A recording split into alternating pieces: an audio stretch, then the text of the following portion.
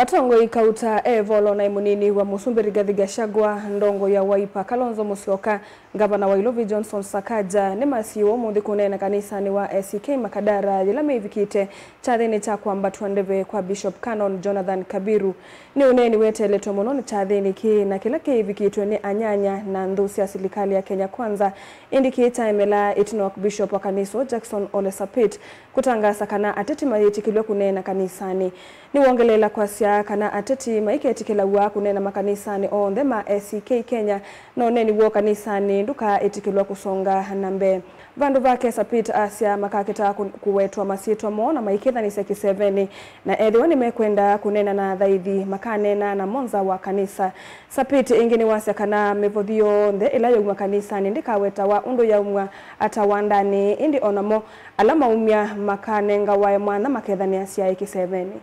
Now we want to recognize all our dignitaries and all our leaders who have come to be with us. And I will begin with the former Deputy President, Rigathi Gachagua, is with us.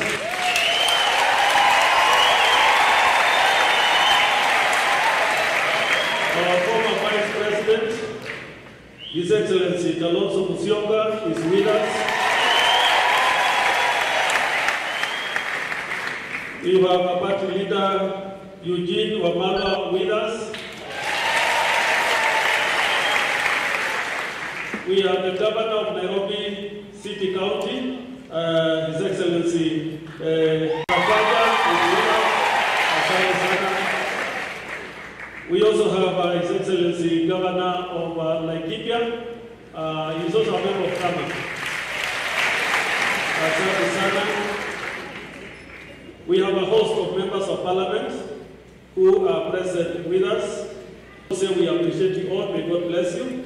And let us follow the protocols of the Anglican Church. As I said,